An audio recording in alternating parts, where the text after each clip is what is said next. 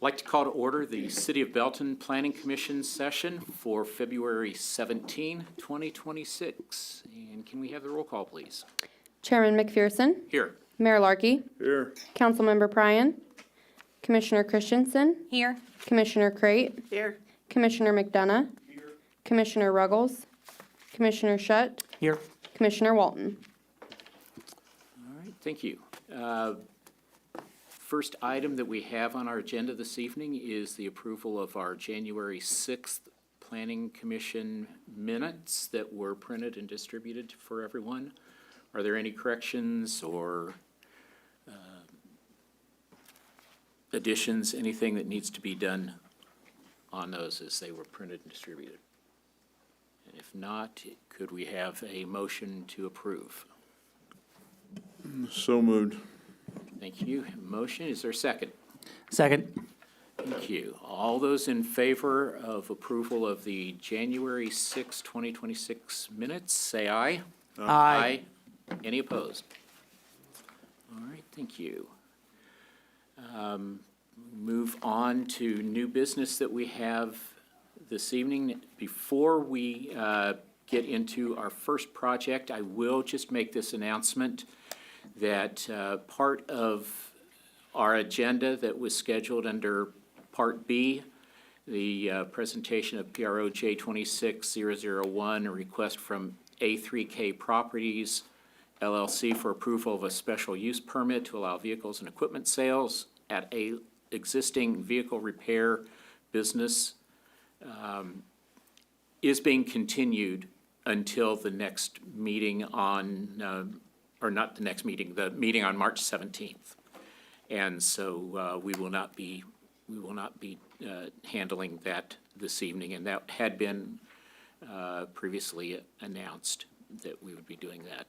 So if there was anyone here, I believe we did have that scheduled for a public hearing.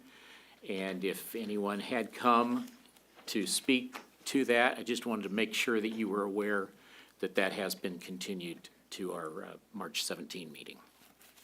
So, and now we proceed with item A, which is a presentation of PRO J25-011, a request from Petra for approval of a rezoning from C2 General Commercial to C2 PUD General Commercial Planned Unit Development with a preliminary development plan for the Uptown District, a mixed-use commercial, entertainment, and multifamily development, and preliminary plat for 6 lots and common tracts on 40 acres at the northwest and southwest corners, North Cedar Street, East 163rd Street, and Given Avenue. And we will ask our city planner, Ms. Fernandez, to present that. Thank you. Before you this evening is the Uptown District project, and an application was filed to rezone from C2 to C2 PUD, a preliminary plat 40 acres at the northwest and southwest corners of North Cedar Street and East 163rd Street and Given Avenue into 9 lots and 2 tracts to develop approximately 150,000 square feet of commercial, restaurant, and indoor entertainment uses, and approximately 592 multifamily units in a mix of apartment and mixed-use buildings.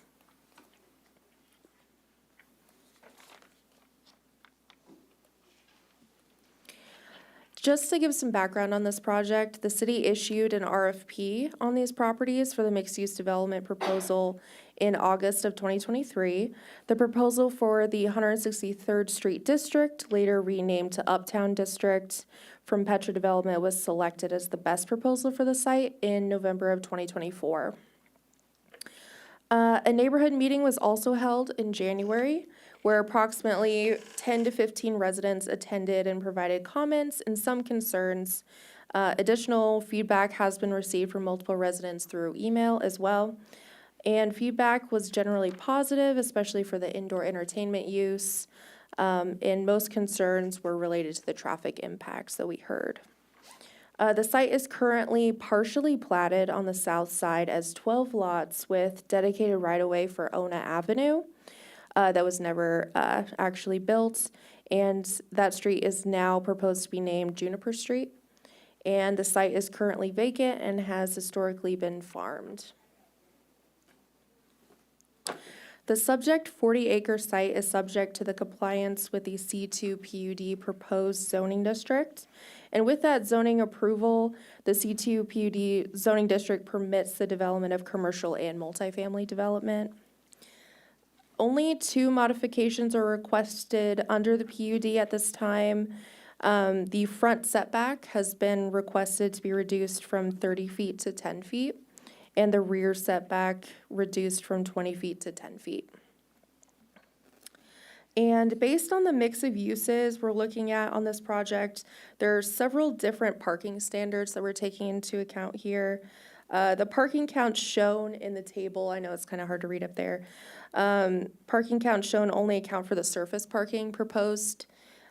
We do anticipate garage spaces also being included with these development plans.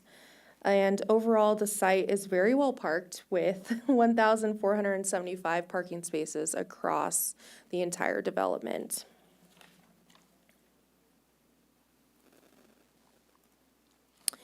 The plat includes 9 lots and 2 tracts.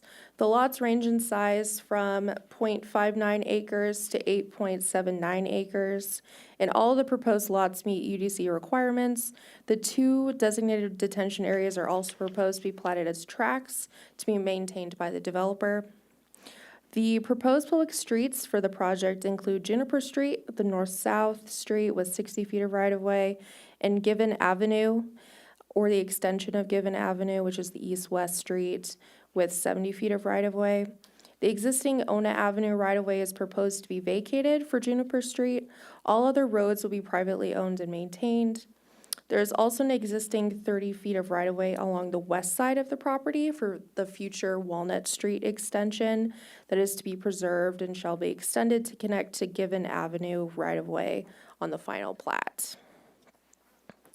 The plat also includes a drainage easement that runs along the entirety of the controlled stream in the southeast and west corner of the property.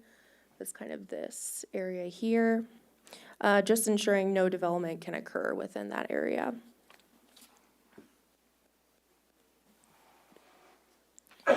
Moving on to the site plan. The proposed development includes 3 predominant land uses: multifamily, commercial, and indoor entertainment. The site plan indicates that the southern half is proposed to be a 312-unit, 4-story apartment complex with an on-site clubhouse and pool. The north half of the development includes 5 one-story commercial buildings intended to be restaurants or walkable commercial uses with outdoor seating, totaling roughly 30,000 square feet. The northwest or northeast corner includes the anchor tenant space with 110,000 square foot indoor entertainment venue with approximately 445 parking stalls. The northwest corner of the site includes a 4-story apartment building and a 4 or 5-story mixed-use building with apartments above and then commercial below with a parking garage that would provide 280 additional units. So this is the southern side here with the apartment complex. And then this central area is generally where those commercial pad sites are located. Obviously, this is the large anchor tenant, and then these are the mixed use and apartment buildings there. The proposed public streets include the east-west connection, Given Avenue, that connects to 163rd on the east, and then will stub out for a future connection to North Scott Avenue on the west. And the north-south street, Juniper Street, is proposed to connect to Turner Road to the north and 58 Highway to the south as a right-in and right-out entrance. Both Given Avenue and Juniper Street are proposed to have on-street parking on both sides with a mix of parallel and angled parking spaces. These streets are designed for 2-way traffic with a central 4-way stop at their intersection.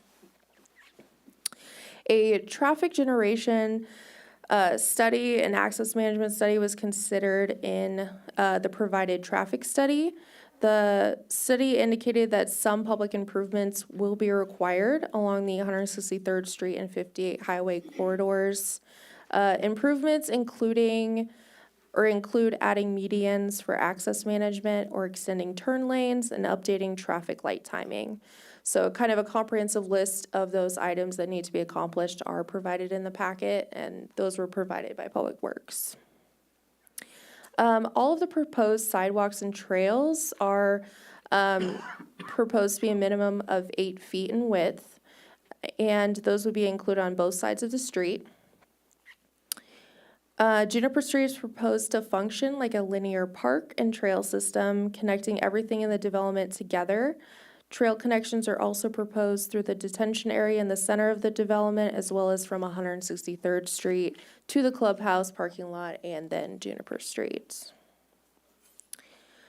Street trees are proposed along both Juniper Street and Given Avenue, providing a boulevard-type feel, as well as through each site.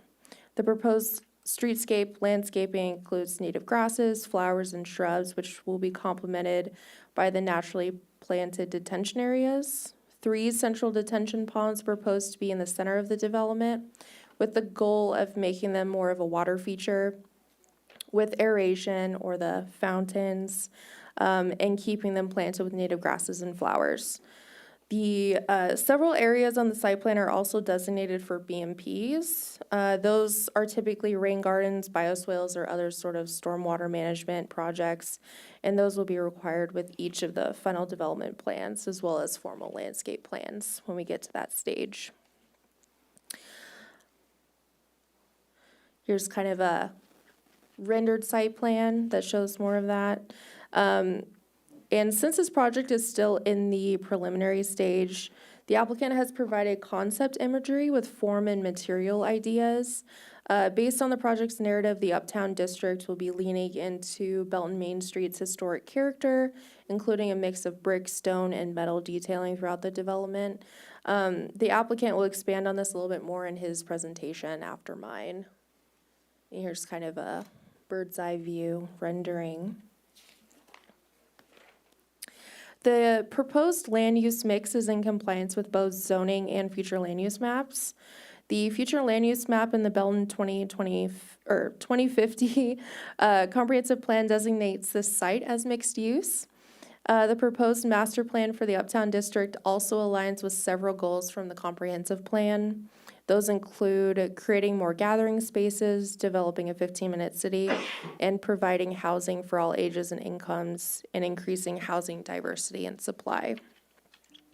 The goal for the 163rd Street corridor, as shown in the comprehensive plan, is to increase walkability to and from the project site, surrounding neighborhoods, and downtown Belton. This project is a significant step in implementing those goals.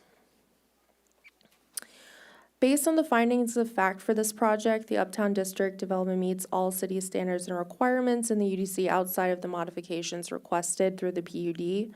The proposed use and site plan complies with the comprehensive plan, future land use plan, and almost all applicable site development standards. It is consistent with the adjacent developed properties. The only items not met are modifications to certain standards to create a more walkable and pedestrian-oriented development, including reduced front setbacks to encourage outdoor seating adjacent to sidewalks. Staff believes that this proposal is a great opportunity to bring more housing, commercial, and entertainment to the city. Staff, in partnership with the landowner, have been striving for a walkable mixed-use master plan for this property for more than 3 years and believe this plan is the best fit for the corridor. With that, staff recommends approval of the application for a rezoning preliminary plat and development plan for the Uptown District with the 7 conditions listed in the staff report, as well as the exhibit of the Public Works conditions. If you all have any questions for me, I'm here, or the applicant can begin his presentation. Do we have any questions for staff at this point?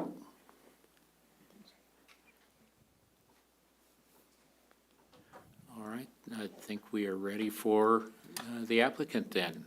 Okay. So,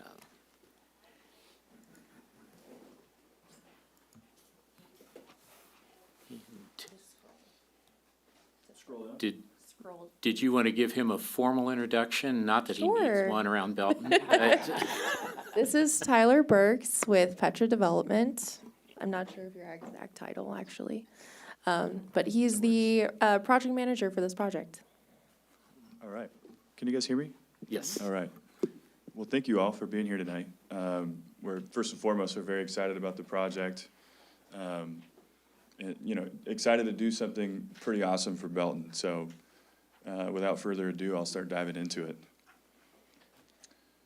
it. First and foremost, I'll just go through just a quick project outline. A lot of it might actually be a little bit of redundancy with what Jenna presented there, so I'll gloss over some of those as far as the material facts. But we'll talk about the vision of the project mostly today, and kind of the intent of what we're trying to do here, and the partnership with Belton as a whole here. But first and foremost, team introduction is what we'll touch on here in just a moment. The project introduction, the last presentation that I had there was really long, so I shortened it so you can kind of dive right into it. Project phasing, which is probably one of the most important parts of it, what's coming when and where and why. Existing conditions of the site here, and then this is probably the most important part, the benefits to the community. And we'll leave it open for questioning after that.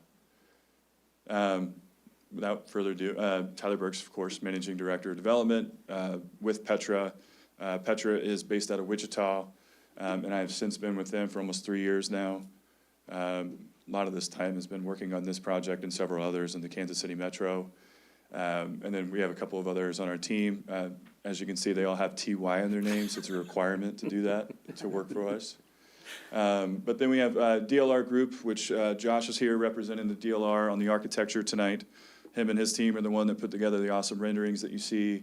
SEH Engineering, we have Anthony with us here tonight to answer questions on traffic and trees and things like that tonight.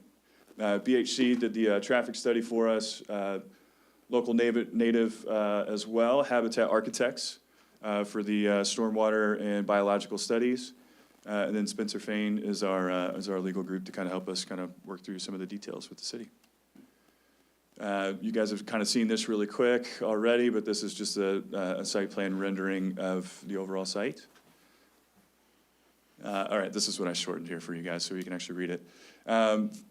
The Uptown District, the vision behind it is to, number one, be a walkable, mixed-use destination for Belton. So destination is one of the things that were in the RFP, was that the city wanted to make this a destination. So that is first and foremost what we set this thing out to be, is not just for the folks at Belton, but anybody in Cass County and beyond to come here, even folks from, the Kansas side too, because, providing something that even those guys don't even have either. So destination is first and foremost.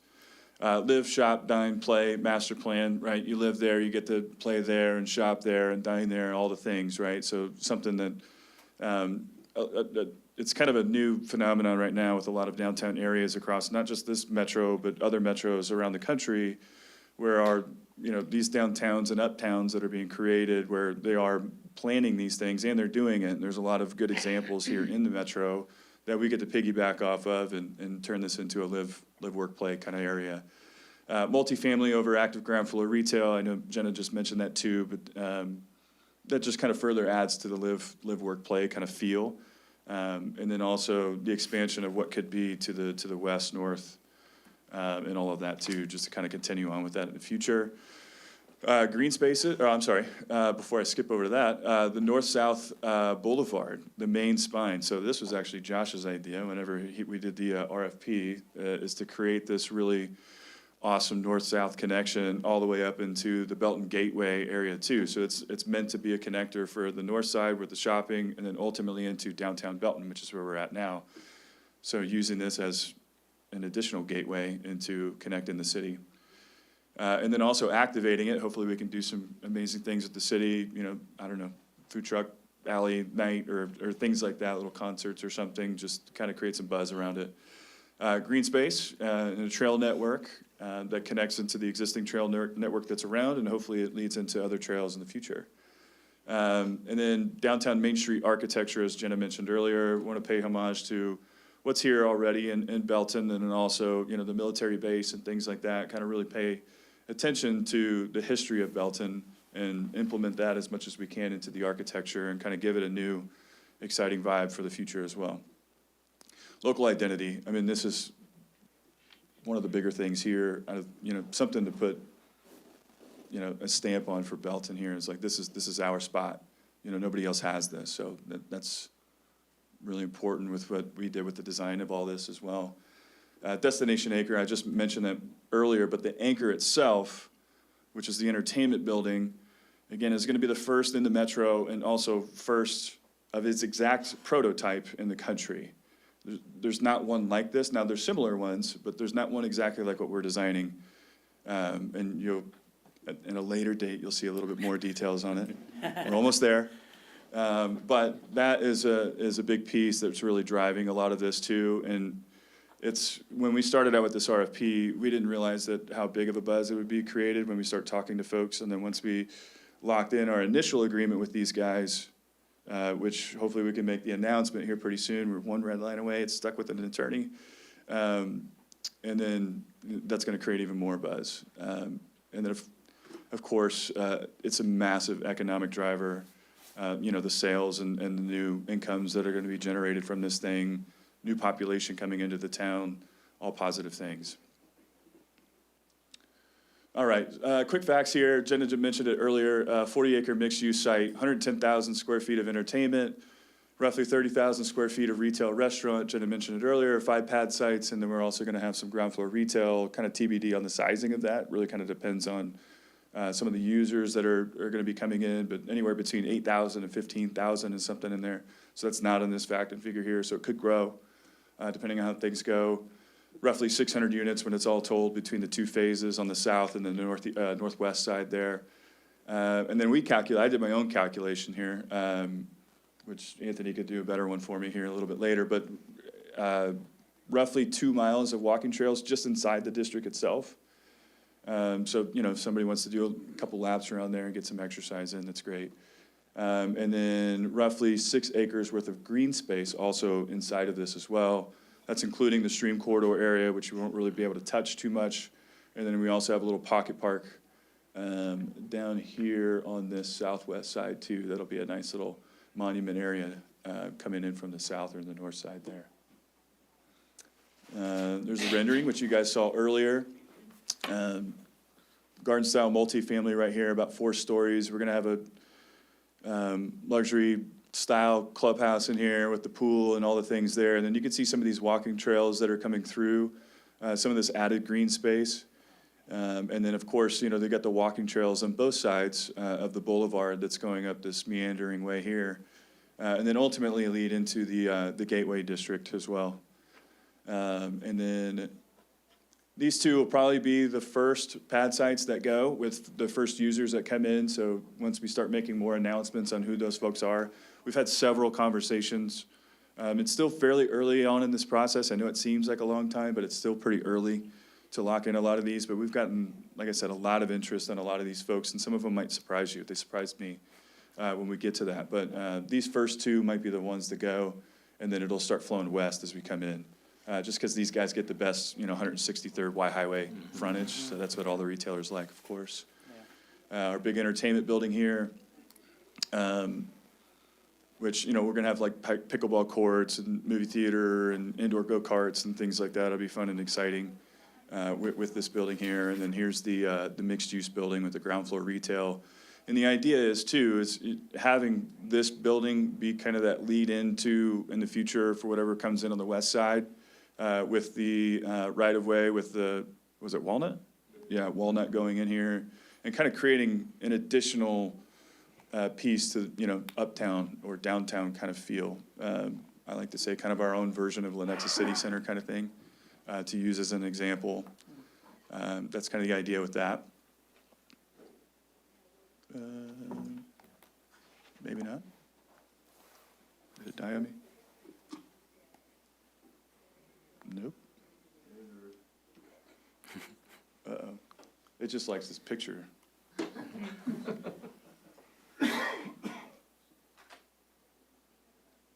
you get it. Oh, almost there. There There we go. Giving you guys a teaser. You've been doing that a lot here, Tyler. What's that? You've been doing that a lot, I giving know, us right? teasers. Just trying to, just trying to build it up, right? Build up the momentum here, all the excitement. So this is a street view from the southeast corner, looking northwest at the mixed-use building. You can see that we have some outdoor seating out here, and then this is where, the retail frontage would be. I don't know, coffee shop, little shopping, or restaurants, I don't know, you name it. There's, like I said, we've had a lot of conversations with folks, so it's still pretty open and fluid at this moment what these will be, but that's ultimately what those will be. And then we have this, from my current estimate or current guess, is that this will probably be like a 2 or 3 tenant building right here on this particular corner here. I could have probably 2 or 3 different restaurant types, things like that in there. And then this is just on the opposite side of that 4-way stop. So now we're looking from the northwest, looking down to the southeast. So this will also has a potentiality to be a multi-tenant building, probably 2 or 3 tenants in here. And then this is a larger site here, so we could see a bigger user here going into there. And then also, here's the outdoor seating and things like that too. And then this is on Given. So Given going into the site from Y Highway. And then so as you can see, you can tell it looks like the multi-tenant over here. There'd be an entrance over here. And then how wide the walking is and the sidewalks, and then the on-street parking, right? So the on-street parking is to try and give it that overall downtown kind of feel, that instead of doing a sea of parking everywhere, it's kind of creating some interestingness as you kind of go through. All right, so this is one that we can announce. So we do have a partnership agreement going in place on that south multifamily, the 312 units of the garden style. So we're working through, so we got an LOI signed with them, and we're working through final agreements and things like that, but they gave us the go-ahead. Cityscape Residential to be our partner in the first phase of multifamily development. Reputable guys. What you see here on the screen are things that they have already built. Or are in the process of building. This is actually one in Lee Summit. If you guys want to drive by it, it's the one that's right across the street from Lee Summit North High School that's going up right now. Okay. And then so this, I kind of picked this one out from their table of contents, if you will, as far as kind of a look and a feel. It has the brick, it has the metal and things like that. But I also picked this one out because he was asking me what kind of feel do we want, and I said, we want that old school downtown kind of feel. It really kind of feels like an extension to Main Street. And this is one that they have actually done in Indianapolis. So this actually looks very similar to what we would do on that mixed-use multifamily building as well. But, Cityscape Residential, good partners, reputable. They're doing some in Lenexa City Center or things like that. So they've been there, done that, so they're good dudes, for sure. All right, some inspirational images. On what this thing could look like. So using this as our design guideline, as you can see, it just kind of fits the narrative that we've been talking about this entire time, right? This building, of course, is a little bit bigger than what we were thinking about, 6 stories. Could do it if you let us have it. Or 4 or 5 stories is kind of what we're currently planning for. Things like this is that we'll consider putting into these designs of these buildings as far as the retail space, like the restaurant spaces and things like that, with the roll-up garage doors and things like that, and then the garden beds and the lights and things like that too. So more imagery here. So Jenna's gonna hold us tight to this landscaping and all that stuff. So she's gonna make us plant everything, so it'll look very similar to this pictures. Pools, of course, both multifamilies will have a pool.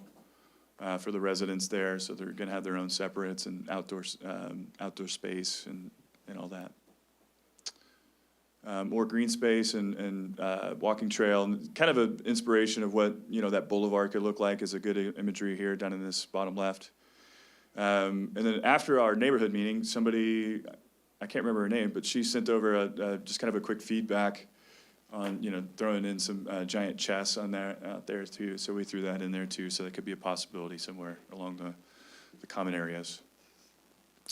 The phasing plan, so what's coming and where and when. First and foremost, what you see up here in the red, phase 1, we're gonna put in the road network. So the north-south boulevard there, Juniper, and then we also have east-west Given. You can see that Given kind of notches a little bit towards the north. And then that's done by design, so then Given can extend all the way over to North Scott and activate that additional land on this west side here and continue on this district in the future. And then we ticked it up a little bit too, so it's not lined up, next to these houses here, but then you can put in, more housing or more retail and things like that along the road as it moves west. Phase 2, which we're calling Phase 1 multifamily, which is where Cityscape's gonna come in. They're gonna rock and roll down here on the south side, start bringing in tenants, residential tenants in here, creating the foot traffic and all of that to where it makes it more attractive for these retail users. Phase 3 of the overall plan, but we're calling it Phase 2 as far as internally, but, this could be like Phase 0 if we want to call it that, but anyway, is the entertainment. So, and we call it phases just for distinction, but from a timing perspective, is that once these roads are in, Cityscape's gonna rock and roll right away, and then we also plan on working on the vertical of the entertainment building around the same time that these guys are building the multifamily as well. So those two could, in the current moment with what we're planning, is that those two are gonna run simultaneous to one another. There might be, a few month delay from here and there, but ideally we have construction going on at the same time with both of those. Phase 4, which is all the 5 pad site retail, as I mentioned, along here on Y Highway. These two guys, they have the best frontage, so that's gonna be the likelihood. And then as things move west, these guys will probably be next, and then this guy will probably be the last one, since it's the furthest removed from the main road there, even though we'll have this boulevard in there, but most of these guys like to look at how closer they are to this main road. And then lastly, putting it in Phase 5, the mixed-use multifamily. And one of the reasons why this is last is because just from a strategic lease-up standpoint, we don't want to throw around 600 units up all at once. We want to make sure that the project is a success, and a big part of that is lease-up, right? So if you're throwing out 600 units all at once, now you're chasing your tail on your lease-up and things like that, right? So letting this have a good initial lease-up and then start working on, okay, how do these guys do on the initial lease-up, and then that'll determine our time frame on when we would break ground on the vertical mixed use here, right? So, and then just letting them have success, let them create, buzz, and the entertainment's gonna create buzz and all of that stuff, and then let it kind of naturally evolve as we move forward. Just kind of where we're a little bit further on the timing and things like that. Of course, we had the neighborhood meeting on the 15th. Here's where we are today. We're still working on getting the city council meeting set up and things like that too. So hopefully that's here soon. We're working on getting that on the docket. But ideally, we're working on final survey, plating, and the permit process in late May. So then we can ultimately break ground on the ground disturbance and all of that, and probably, optimistically, end of summer, realistically, probably fall of this year, 2026. And then have the multifamily, that south portion, and then the entertainment portion delivered in spring. So around this time next year, looking to start working on vertical of some of these buildings. And then total completion, I mean, there's a lot of variables to consider, so honestly, this is kind of a number that I just threw out there, just to try and put something out there, but from an expectation standpoint, 2032 to 2033, could be more, could be less, depending on how we overlap these things. But just trying to create a little bit of an expectation of where it could be at, overall at full build out. So here's the site. Currently, if we want to, we can kind of click, well, let me click on here, but we have some drone footage. I can send it to you guys and things like that, so you can kind of see the site as it stands today. So this tree line right here, I mean, that's that stream corridor that we won't really touch much. I mean, we'll clean up around there and leave as much of that intact as we can. Some of these other tree lines that, I mean, they're not impacted by wetlands or anything, so those will go. But we will manage this one as much as we can. And then you can kind of see where the boulevard will end up going, just on the other side of this little office building here. And then you got the Dollar General just here off the screen. And then this would be the entrance into the multifamily on the south side. And of course, we got Given that's going to rock all the way over to the west. And then the boulevard's going to kind of follow along down here. Looking from the north-south, so right here is about where the entertainment building will go. Just on the other side here is where the multifamily will go, the mixed-use multifamily along this tree line. Back here, pad sites right here in the middle, right in this open area, and then that multifamily on the south side. And then I wanted to show this one too. So this is Given, so this is kind of that front door to the project. So you'll see, one of the restaurant pad sites here, and then another one right here, another one here, and then that last one back in this area here. All right, community benefits. I know that we kind of mentioned it a little bit before about destination, but placemaking district, right? Just kind of whatever buzzword you want to use, but ultimately, creating something out of nothing, and then something that where people want to go, of all ages, really. And then creating a partnership with the city to program the boulevard. I know I mentioned some of the things earlier. Would love to do some of the things like that. And then since, I put this out here, possible partnership with the school district to create programs for the students. I remember when I was going to school here, we had the A+ program. So I think that there's awesome opportunities to work with the school from that perspective, and let those kids, get credits for school and also, earn wages and things like that through work and all of that. And there's other endless possibilities we can end up doing too. So, yeah, definitely not off the table by doing that. An attraction tool for more businesses that come to the community. Coming from the sports world and things like that, facilities are how you recruit people. So when we're creating the facility, and then so naturally that's going to start creating demand as we go. And then just the current estimate now, and I'm doing estimates on what the job creation is going to be. I think it's going to be actually a little bit higher than this based upon my latest estimations, but just on site around 500 jobs created over between full-time and part-time, just in the 40-acre mixed use. And then more housing options, of course. And then just around 1,200 residents, 2 people per unit. It could be a little bit less, but around 1,200 residents in there. You put in an existing resident factor in there of, I don't know, let's say it's half of them in there. So you got 600 new residents coming into Belton is what this is potentially projecting to increase the population by. And then, of course, I mentioned it earlier, creates the opportunity to expand the Uptown District to the west, add more housing options, job creation, entertainment opportunities, you name it, right? I mean, once we get Given stubbed out over there, that unlocks, I don't know, by my estimate, another 50 acres worth of potential development right there. And then, of course, create the connection over to North Scott. So now you got a new corridor that's going over there too. And that's it. Thank you, guys. All right, thank you, Tyler. Yep.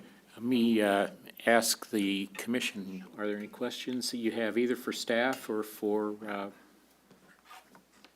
the applicant at this point? We will be having a public hearing, but I wanted to give council or the committee a chance to ask questions if you had anything first. I had made note of a couple of things as we were going through. And staff, this is probably going to be more along your line. One of the things that you mentioned, Jenna, was that the traffic not survey, but Impact study? the study. Yeah, Thank yeah. you. That's a hard word for me. I didn't like to study. But the traffic study indicated that there were going to be some changes that needed to be made. A lot of our roads that we were talking about are actually owned and all by MoDOT, such as 58 and Y Highway and 49 and all. One of the biggest concerns I think I heard that night, and I think you had this in your comments as well, that traffic concerns were one of the biggest that our residents had. what or how is the fact that MoDOT is involved with this, how is that going to affect, is that going to be? I'm thinking, we all know how the 4958 interchange has been kind of a headache for several years, and it's in the works, but they keep saying it's in the works, it's in the works, and knowing that this is something that's happening fairly soon, what kind of, have we gotten any kind of direction from MoDOT as to how they could be working? And that may be more Public Works question than for you. But, So is the question related to how we anticipate working with MoDOT on the improvements on those corridors? Or is it more related to the 49 traffic issue? kind of both, Okay. but I'd say, maybe a better way to state it, instead of how will we work with MoDOT, how will MoDOT work with us? Well, MoDOT, I believe, has a new district engineer. Okay, so a new area representative, and we're confident that that relationship will be great. Okay. And, since they are our main corridors, we do have a working relationship with MoDOT quite frequently. These plans will be submitted to MoDOT for review. So if there's any concerns, comments on the plans, then we will be happy to work with MoDOT or the applicant to make any changes necessary. But, the majority of the conditions from Public Works were those public improvements on those corridors. So it's mainly just lengthening turn lanes and adding access management provisions like medians on 58 as well as 163rd. So those are relatively minor things. They aren't necessarily expanding the road or things like that. It's mostly markings and medians. So it's not necessarily going to impact MoDOT a whole lot. And those entrances and exits will be managed, so they'll most likely be mostly right in, right outs, except for the main given intersection. So we're taking traffic into account, and we have all of those conditions in the staff report for a reason, making sure that traffic is taken into account. So we're definitely trying to cover all the bases that we can. Obviously, I can't speak for how MoDOT would like to work with us, but we are doing our best to work with them, so. Okay, thanks. I just knew that was one of the questions that we did hear quite a bit that night from community. Then I guess related to the I-49, their timeline is to start the expansion. Do you remember the latest? 28, No, 27. 27 27. to start, so. Between June and November. So hopefully, we can get the I-49, expansion and bridge expansion going on, because obviously that'll help Belton a lot Yeah. too. But we obviously don't want to wait on other jurisdictions to stop Belton's growth either, so we'll just try to manage as best as possible. Good. The other comment that I think I heard and read with some posts that were made had to do with the housing. And I think a lot of people were like, I would sure like to see, well, I won't say a lot. There were some people that were, I would sure like to see single-family housing. I think as I look at this project, this is not really a place where single-family is going to develop. And No. I think that's why, but then I went further and I looked at our comprehensive plan and the survey that was done through that for housing. And we had needs presented across all areas, from the single home to multifamily. The interesting thing to me was, as I looked at the numbers, multifamily only had 3.2% of all of our housing is multifamily, and single family is, I think it was 8 or something like that, percent. And multifamily came in like fourth as far as what we currently have when they did inventory. And so I think, that again, remembering that there were some comments as well that we had around the two apartment complexes that we had go in, and yet within a couple of months of completion, they were basically operating at 90+% and are maintaining that.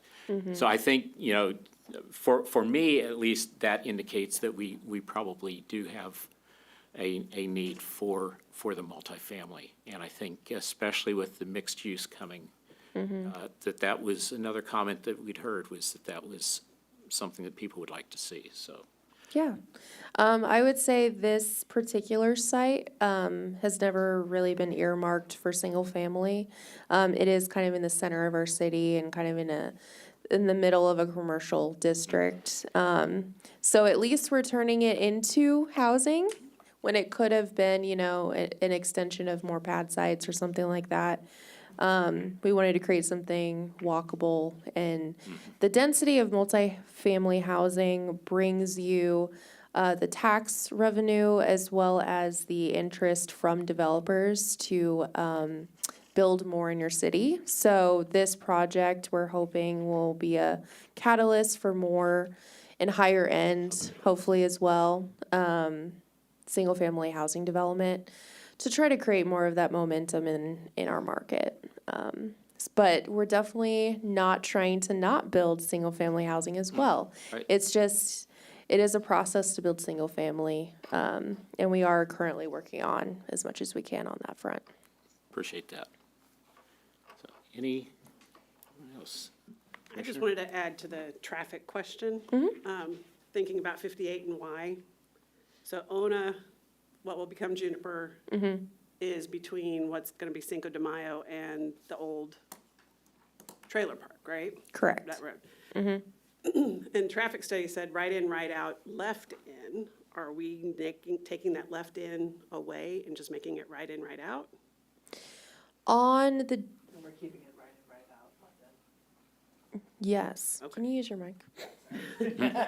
So, and then thinking about that, there's not a lot of room between there and the stoplight. Is it gonna be just a two-way stop then, off of Juniper onto 58? And will this impact the traffic going into Cinco de Mayo, the dental office, and CVS? Because if it were up to me, and I'm putting this out there, I'd rather see us get rid of some of those cut-ins for all the individual businesses and maybe make one big cut-in off of Juniper to Cinco de Mayo and the dental, and then enforce CVS is right in, right out. Because there's a lot of delay during heavy times. You can sit there for a long time as people are trying to turn into CVS left across traffic, nobody's letting them in. Yes. It's just bad. Yes. So I I don't know would if agree. any of that's in this plan. I know it's probably too forward-looking, but I was hoping there was some thought with that. So, yeah, there, in that traffic study, they did indicate Cedar and 58 as one of a spot that needed some improvements in terms of signal timing. And then the median will be installed to help limit some left turns along that corridor. Based on the proximity, we don't exactly know how long the median would be, but the city would also be in favor of extending the median across through there to limit the amount of CVS turn in and out, because that is a conflict point there. And I'm sure our Safe Streets for All plan would also show that. So, two birds with one stone. Commissioner? I don't know if Jennifer will know it or Tyler will, or if anybody knows it yet, but the northern multifamily, the south will be rental for sure, apartments. Will the north multifamily be rental also, or will it be purchase, condos or something? It'll be rentals for sure. Yeah, all rental for the multifamily. And I ask this question quite often for multifamily. There's plenty of examples in Kansas City, just as a whole, from condo buildings and, condo associations. A lot of them are not performing the way that they should be. A lot of them have large assessment packages on them, and it makes it actually more expensive to purchase condos here in the Kansas City market. So when you see that from a historical perspective, it turns off the investment pool for that type of product. But when you do rental, pretty simple. So that's one of the big reasons for that, and then just using, single family or townhomes in another location as for sale type of product. Okay, good. Any other questions from the commission before we open the public hearing? Then we will open public hearing and ask if there's anyone here from the public that would like to speak in favor or in opposition or ask questions. If you will come over to the mic at the podium, state your name, and we would love to hear from you. So, Good evening. I'm Sally Moore, and I am a real estate agent with Weichert Realtors Welch and Company. Is that better? There you go. I'll snuggle up to it. There you go. I had a question about the apartments. Are they going to be similar to the ones in Lenexa and Lee Summit in pricing? For the one bedroom, about $1,500 a month, or do you know? It'll be similar to what you already have here in Belton. Okay. That's how we underwrite the deal. So whatever is in the immediate market, so Belton and Raymore, however that market is calling. Oh. I'm sorry. Yeah, so we use market comps, right, just as you would with like single family and things like that, and look at what's in the immediate area. So we're not going all the way out to Lee Summit or Lenexa as a comparable for this. Okay. So using like Encore, Center 301, the Depot, I think there's another one over in Raymore. Using those as kind of the anchor to where we're going to start with the rents. All right, so from a rental standpoint, then those rental numbers support the size of that? Yeah, I mean, economies of scale, right? So the bigger you course. go, the better it is, right? So, which is one of the reasons why we have so much density in this thing. Right, Because in the current moment, it will be at some point, I would imagine, but it's not as high as Lee Summit or Lenexa or Overland Park or things like that. So doing something at like 200 units or less doesn't really work.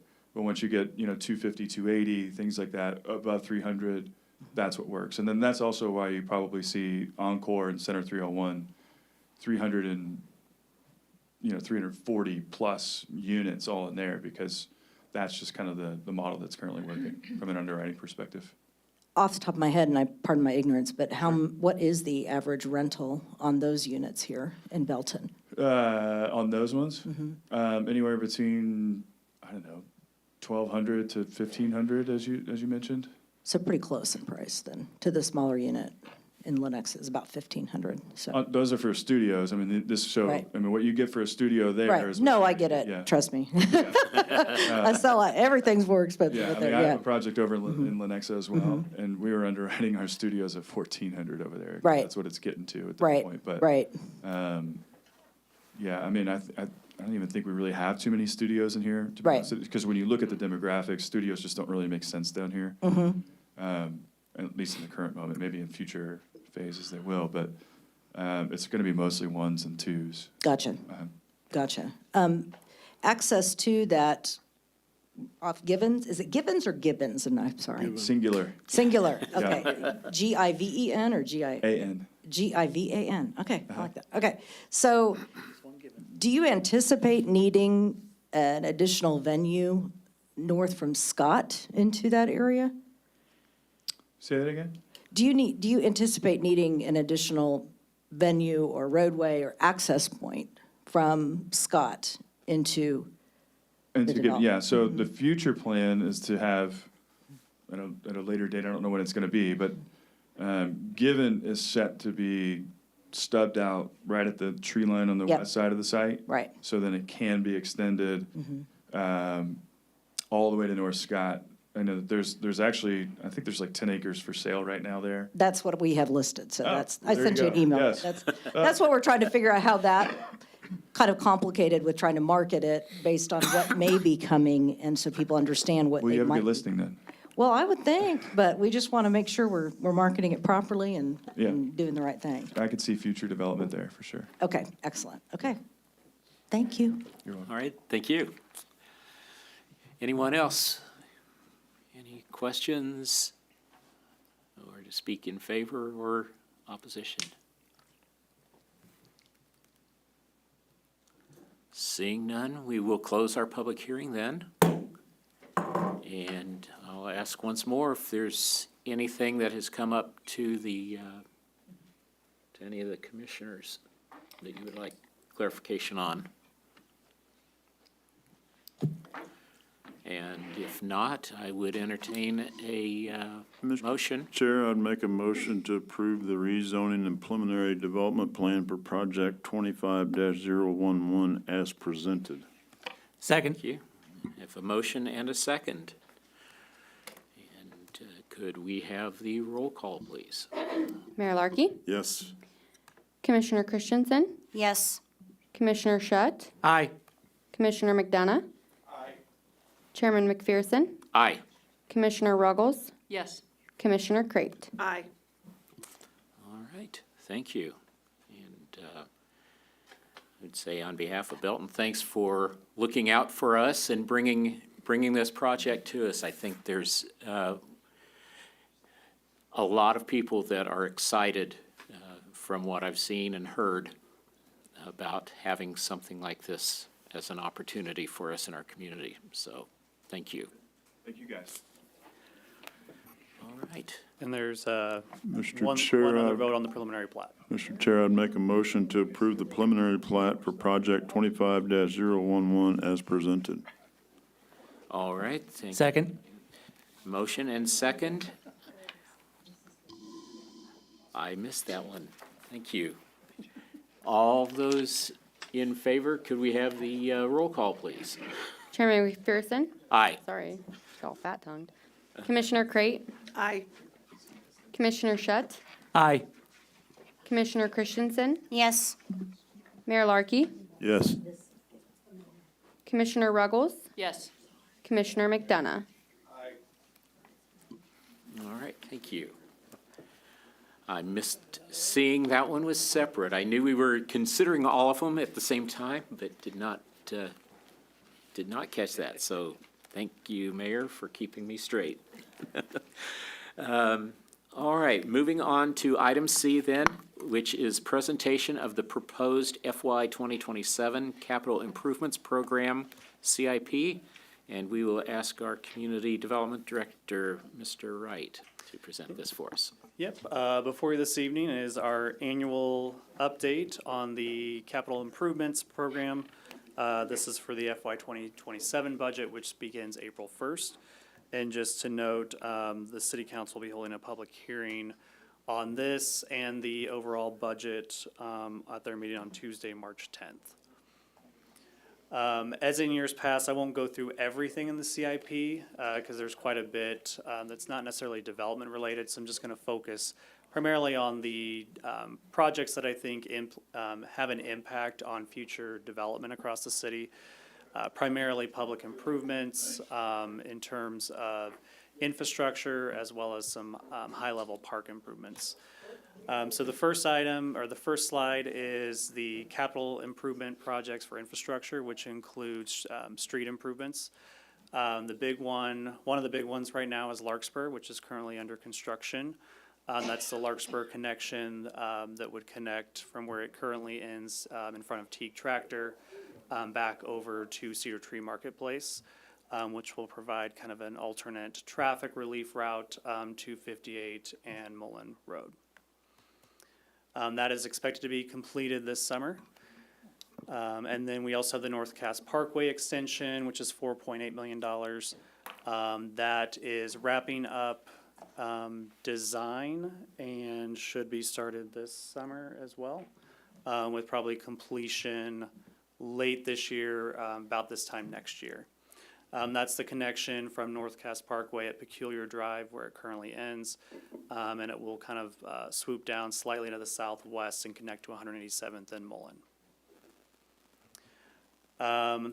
Markey Parkway, that's just finishing up some things currently, and then the next phase of Markey is currently in design.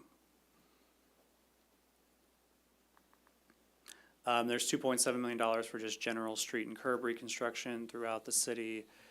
And then Hargis, is that just finishing up? Yeah, close out. Just finishing up the last of the stormwater improvements to that entire area. Just some general improvements at City Hall and City Hall Annex. On the community development side, we are finishing up the UDC update. That's $20,000 is just a rollover. We anticipate that being, the overall project being completed later this summer, but there will still be some final cost after April 1st, just as they complete the document and go through the final approval process for that.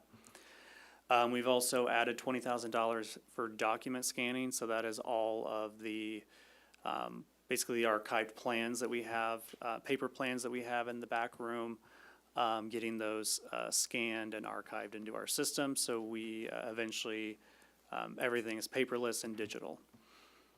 And then $50,000 for our Beautify Belton project. That's something that we will be discussing with the city council in the future of exactly what that program will look like.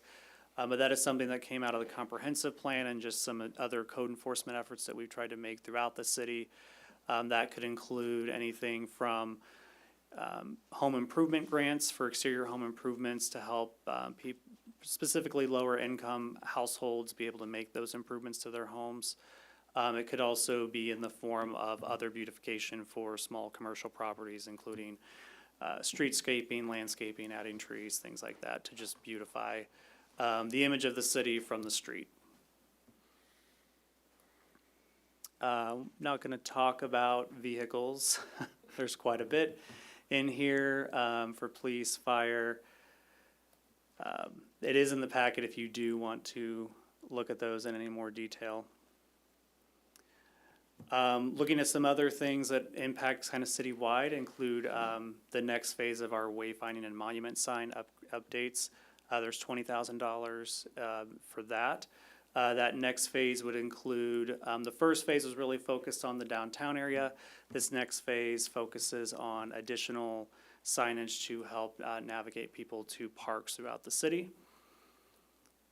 And then the ET Citizen Survey, that's in there. It's been several years since that was last done, and so that will be done sometime this year. One of the street projects that's in here is the Main Street from Herschel to Chestnut. There's about $2 million in there for that. So that's a full streetscaping of the street. Some of the potential ideas on that were part of the Main Street, Reimagined Main Street Visioning open house that we held a few weeks back. There's a little over $1.7 million for Markey Parkway from North Scott to Westover. That piece includes design, right-of-way acquisition, and the start of the construction for that. I think that's the only big public improvement on that slide.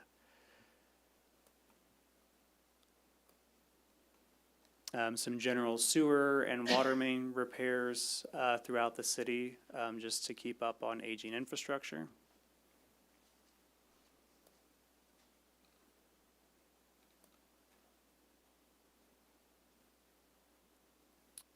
And then some of the bigger park improvements this next year include $600,000 for the architectural fees for the design of the Dryden Nature Reserve there next to Cleveland Lake. That will be the full design for full build-out that will help them plan kind of over the next several years as they start to figure out the final funding amounts for those various phases. And there's a field house feasibility study in there as well, which would be potentially located as an expansion to Wallace Park next to High Blue.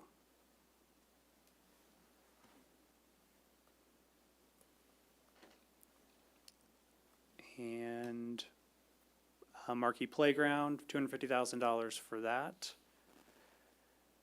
And then some additional pool improvements at High Blue.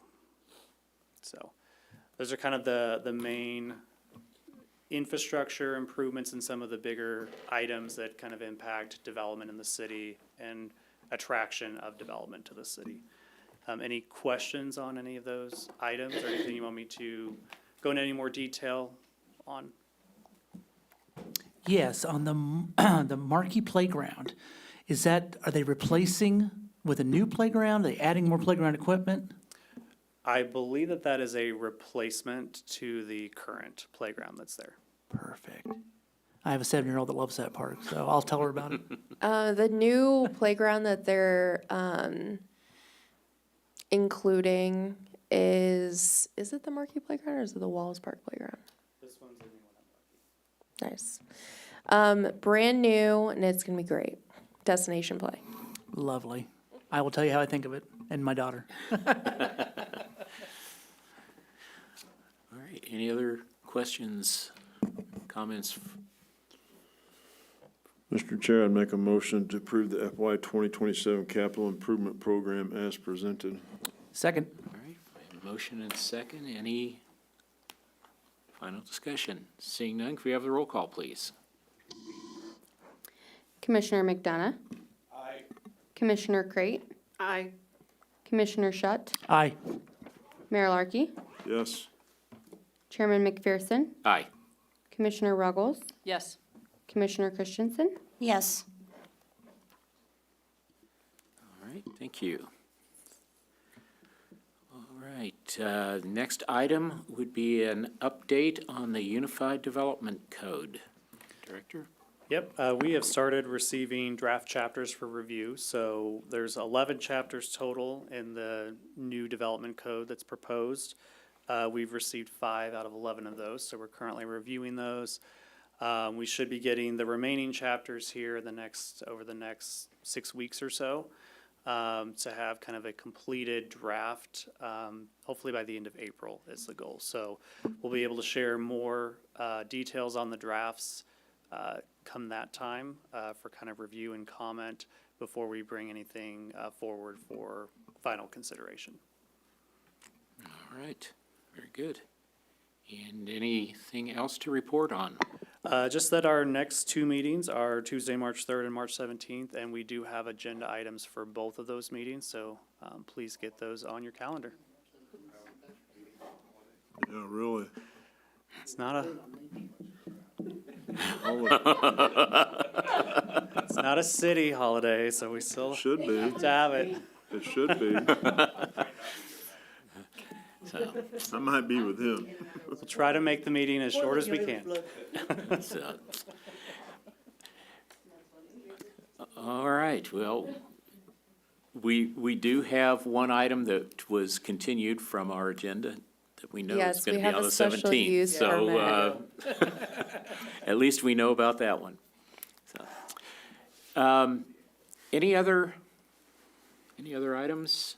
I have one question, and this might be for Public Works.